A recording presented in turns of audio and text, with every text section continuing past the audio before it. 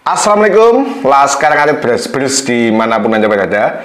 Jumpa lagi dengan saya Dr. Hewan Risa di channel YouTube Sahabat Satwa TV yang akan berbagi tips dan informasi seputar hewan ternak. Laskar Ngarit hari ini ada 5 pertanyaan dan konsultasi dari peternak yang akan kita bahas satu persatu. Apa saja? Ada yang bertanya, Pak Dokter, sapi saya barusan melahirkan 3 hari yang lalu. Air ASINya itu penuh ya, tapi keluarnya tidak lancar, jadi keras. Bagaimana solusinya? Yang kedua, sapi saya bedet baru beli, kurus dan sering bersin-bersin. Oke. Yang ketiga, ampas tahu apakah boleh diberikan untuk sapi menyusui? Oke. Yang keempat, Assalamualaikum, sebelumnya minta maaf, sapi darah hamil 7 bulan, oke, kok belum mengeluarkan air susu, mohon penjelasannya. Siap.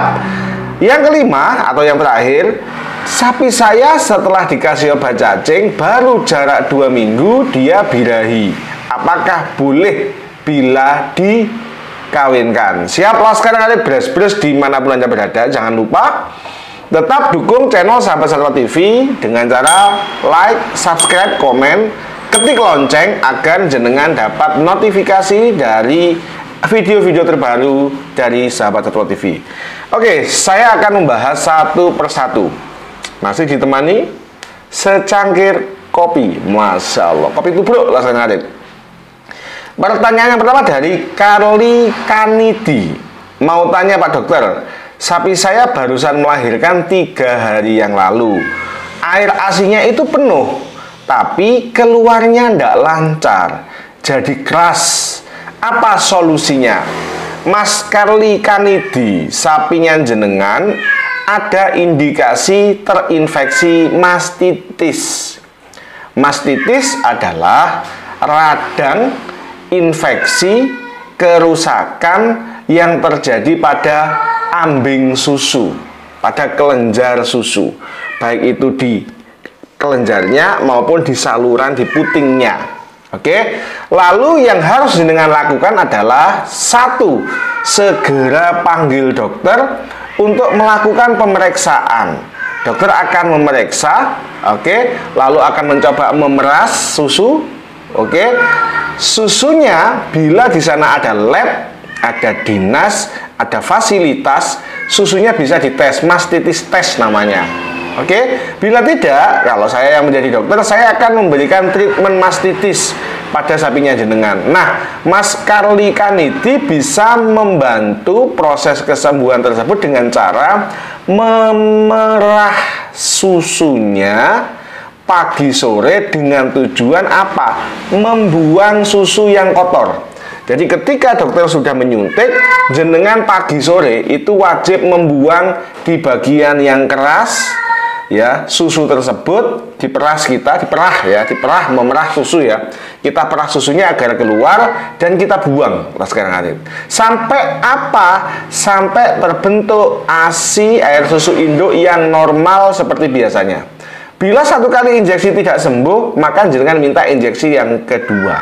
Oke, yang selain usaha itu yang bisa dilakukan adalah menjaga kebersihan lantai kandang. Lalu jenengan membersihkan ambing dan kelenjar susunya, putingnya, dengan jaga kebersihannya. Seperti itu.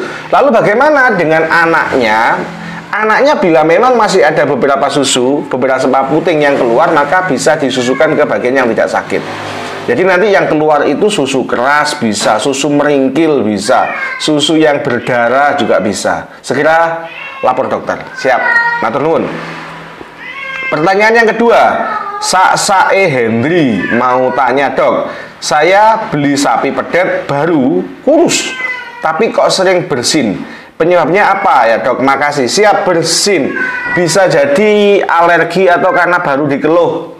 Oke, bisa jadi gangguan alergi atau sensitif di saluran pernafasan atas. Oke, bisa jadi sapinya jenengan itu mengalami pneumonia atau infeksi paru-paru. Saran konkret, jenengan bisa konsultasi dengan dokter di sana. Dokter akan memeriksa menggunakan stetoskop, auskultasi, akan terdengar sumber permasalahan bersihnya itu di mana. Apakah dia di paru-paru bawah pun dicek, bawah, tengah, atas, oke? Atau dia ada di percabangan, atau dia ada di atas. Lalu nanti dokter akan memberikan saran dan pengobatan. Seperti itu. Pertanyaan yang ketiga dari Daus R3. Ampas tahu bolehkah dikasih sapi yang lagi menyusui? Boleh, tidak ada masalah. Sapi yang menyusui butuh nutrisi yang lebih untuk produksi susu, di mana anak di usia 1 bulan, 2 bulan, 3 bulan ini kuat-kuatnya menyusui.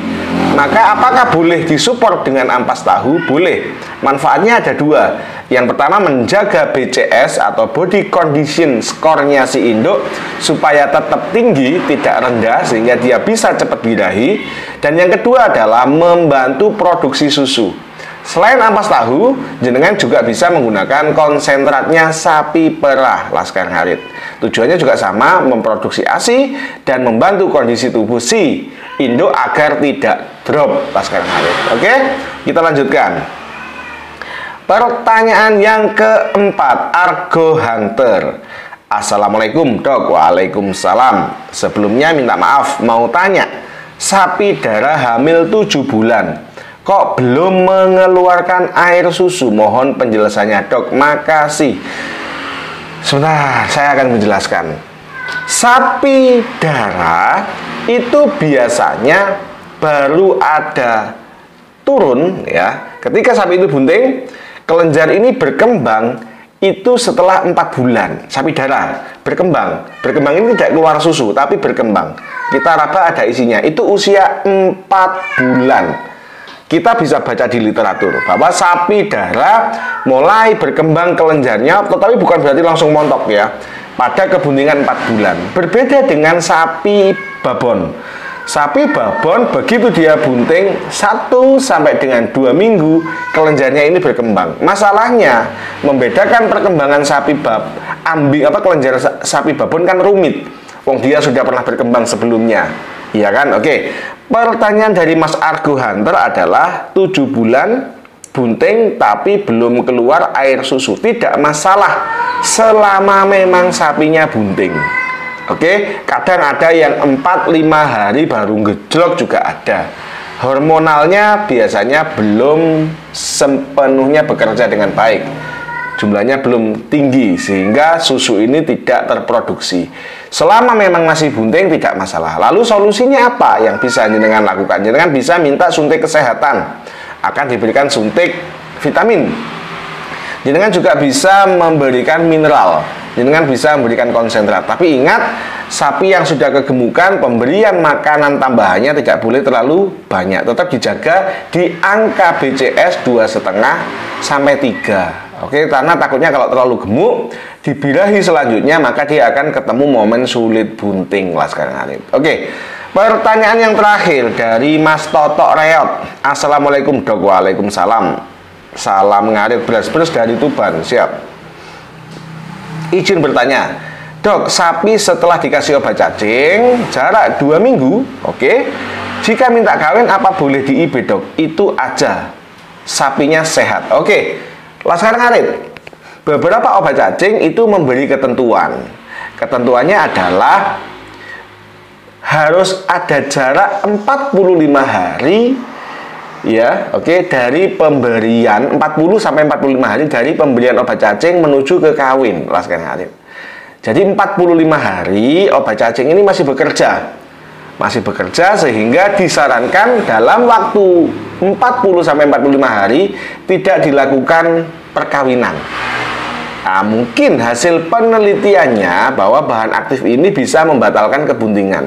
Tetapi bagaimana bila sudah terlanjur? Ya sudah, nggak apa-apa, bejo-bejan, siapa tahu bunting. Oke, tetapi kalau kita mengikuti instruksi obat yang umum, produksi San B, albenol ya dan lain-lain, itu disarankan lebih dari 45 hari baru dikawinkan.